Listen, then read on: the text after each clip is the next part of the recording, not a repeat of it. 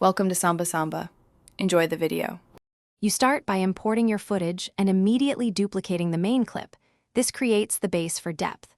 Once done, trim to the section you want and switch the top layer to blend mode later.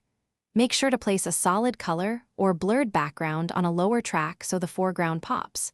You should also set timeline resolution to match export.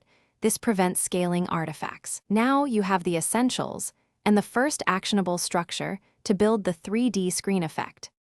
Next, you isolate the subject on the top layer with a precise mask and feather the edge so it reads naturally against background.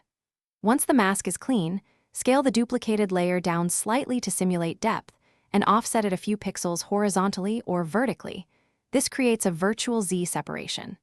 Then keyframe subtle position and rotation on both layers in opposite directions to generate parallax.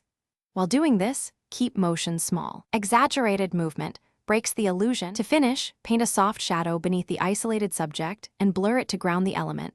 Lower opacity to avoid looking pasted. Once done, color match the layers with curves or HSL adjustments so highlights and midtones read consistent. This sells depth. Finally, export a short test and inspect edges for halos. If you see them, refine the mask or nudge feathering up a bit.